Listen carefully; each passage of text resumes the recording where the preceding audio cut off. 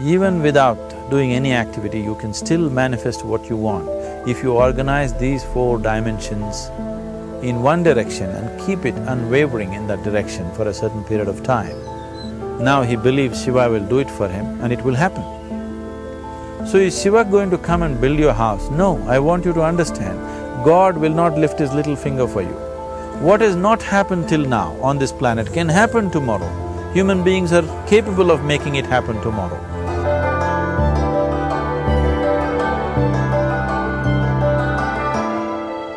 Everything we as human beings have created on this planet was essentially first created in our minds. All that you see, which is human work on this planet, first found expression in the mind, then it got manifested in the outside world. The wonderful things that we have done on this planet and the horrible things that we have done on this planet, both have come from the human mind. So if we are concerned as to what we create in this world, it's extremely important that first of all we learn to create the right things in our mind, how we keep our minds. If we do not have the power to keep our minds the way we want it, what we create in the world is also going to be very accidental and haphazard. So learning to create our minds the way we want is the basis of creating the world the way we want. There is a wonderful story in the yogic lore. On a certain day, a man took a walk. He went for a long walk. Accidentally, unawares, he walked into paradise. Fortunate, isn't he? He just took a walk and he landed up in paradise. After this long walk, he felt little tired.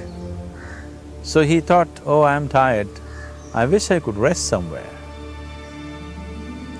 He looked around, there was a nice tree, underneath which there was very cushiony grass. So it was inviting. He went and put his head down there and slept. After a few hours, he woke up, well rested, and he thought, oh, I'm well rested, but I'm feeling hungry, I wish I had something to eat. And he thought about all the nice things that he ever wanted to eat in his life. And instantly, all those things appeared in front of him. You need to understand, there the service is like that. Hungry people don't ask questions. Food came and he ate. Stomach became full. Then he thought, oh, my stomach is full, I wish I had something to drink. All the nice things that he ever wanted to drink, he thought about it and all of them just appeared in front of him. Drinking people also don't ask questions, so he drank. Now with a little bit of alcohol in him, you know Charles Darwin told you, all of you are monkeys, your tail fell away. Not me, Charles Darwin told you that you were all monkeys and your tail fell away and then you became human. Yes, definitely the tail fell away. But the monkey, in yoga, we always refer to an unestablished mind as markata, which means a monkey. Why we are referring to the mind as a monkey is, what are the qualities of a monkey? One thing about a monkey is, it's unnecessary movement.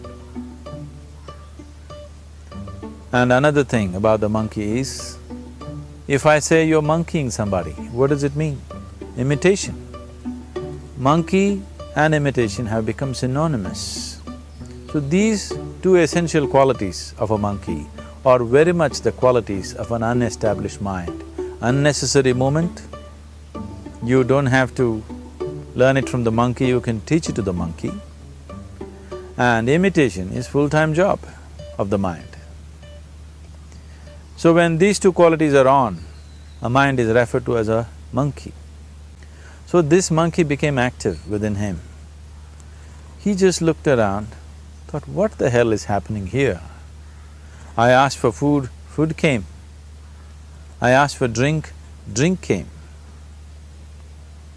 There must be ghosts around here. and ghosts came.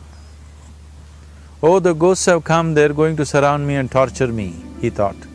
Immediately the ghosts surrounded him and started torturing him. Then he started screaming in pain and said, oh, they're going to kill me, and he died. Just now he said he's a fortunate being. The problem is he was sitting under a kalpavriksha or a wishing tree. He asked for food, food came, he asked for drink, drink came, he asked for ghost, ghost came, he asked for torture, torture came, he asked for death, death happened. Now don't go looking for these kalpavrukshas in the forest.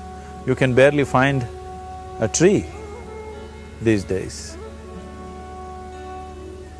A well-established mind, a mind which is in a state of samyukti, is referred to as a kalpavriksha.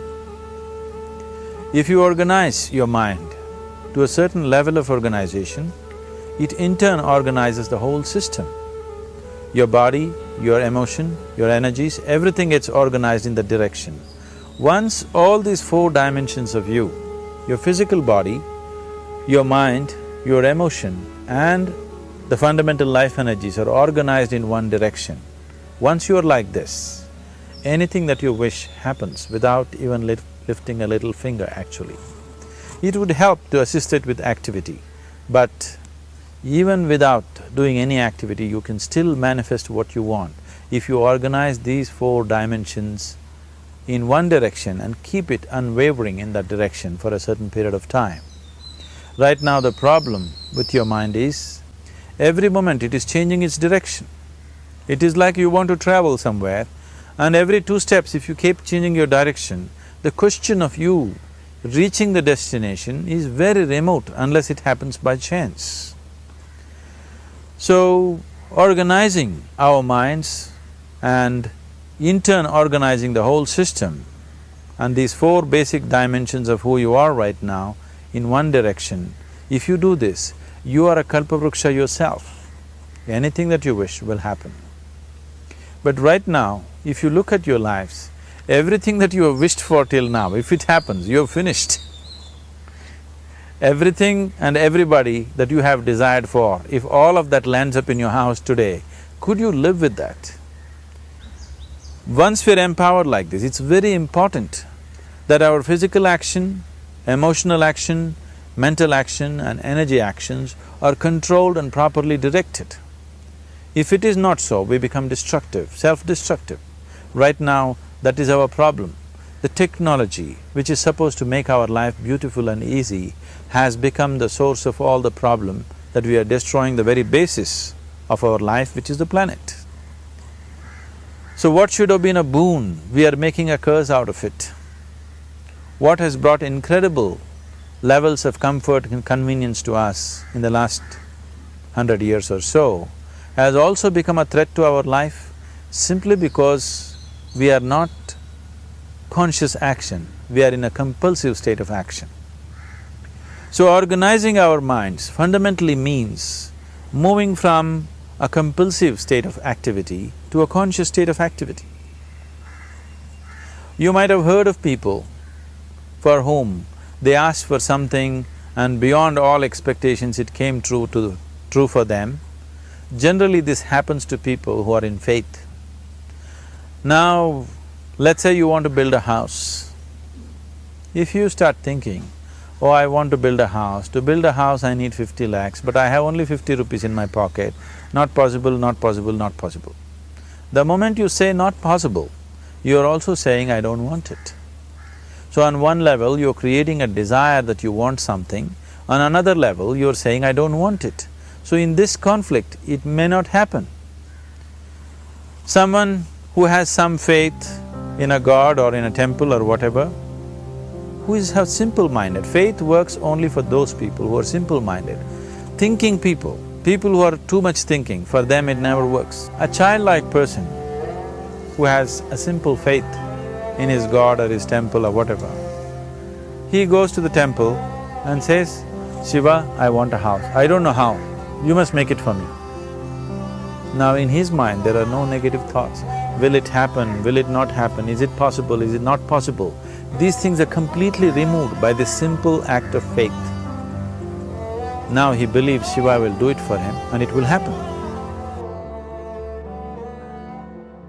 So is Shiva going to come and build your house? No, I want you to understand, God will not lift his little finger for you. What you refer to as God is the source of creation. As a creator, he has done a phenomenal job, there's no question about it. Could you think of a better creation than this? Is it in anybody's imagination to think anything better than what is there right now? So as a creator, he has done his job wonderfully well. But if you want life to happen the way you want it, because right now, the very crux of your happiness and your well-being is this. If at all if you're unhappy, the only and only reason why you're unhappy is life is not happening the way you think it should happen. That's all it is. So if life is not happening the way you think it should happen, you're unhappy. If life happens the way you think it should happen, you are happy. It's as simple as that. So if life has to happen the way you think it should happen, first of all, how you think, with how much focus you think, how much stability is there in your thought, and how much reverberance is there in the thought process will determine whether your thought will become a reality or is it just an empty thought. Or how you do not create any impediments for your thought by creating negative thought process. This possible is something possible or not possible, is destroying humanity.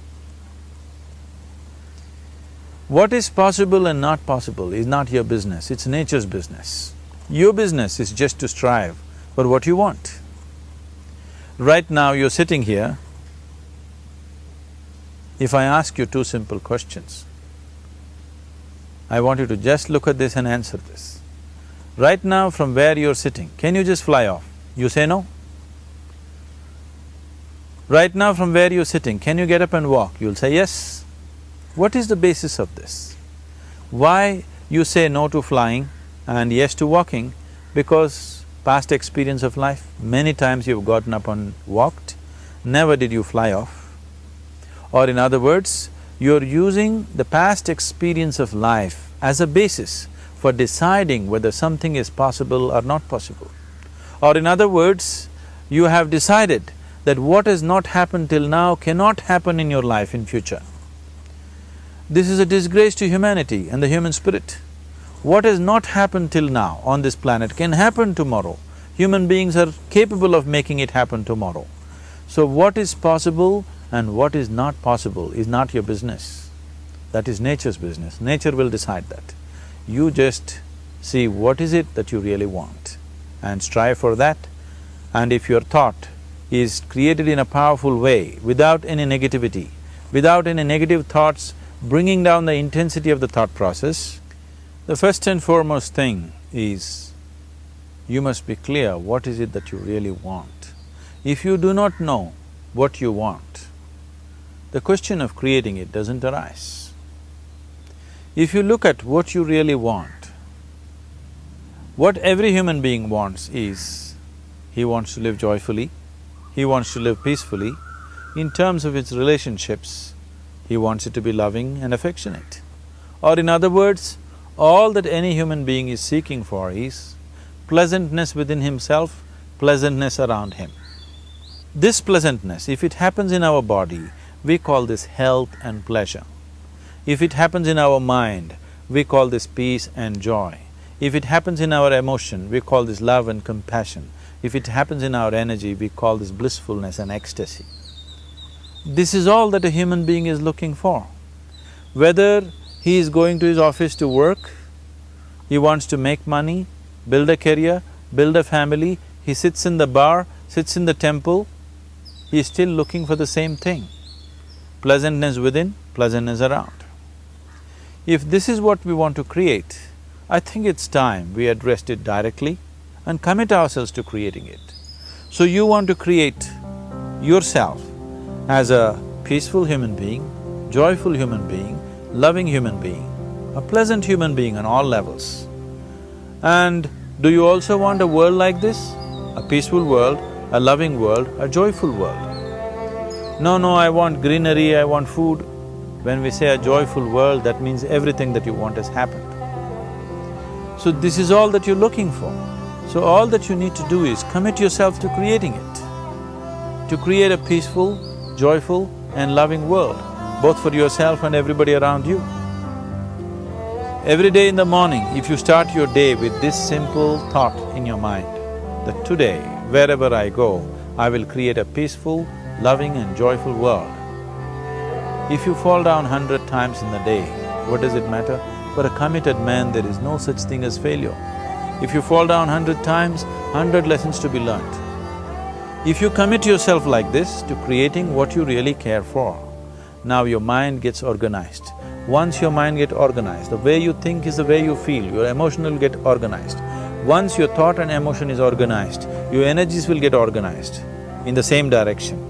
Once your thought, emotion and energies are organized, your very body will get organized. Once all these four are organized in one direction, your ability to create and manifest what you want is phenomenal. You are the creator in many ways. That which is the source of creation is functioning within you every moment of your life. It is just that, have you kept access to that dimension or not? Organizing the four basic elements of your life will give you that access. There are tools and technologies to do this.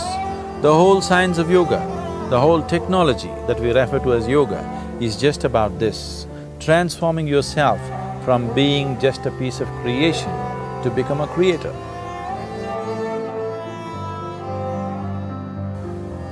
It is my wish and my blessing that every human being in this world should have this access to the source of creation within himself so that he can function here as a creator, not just as a piece of creation.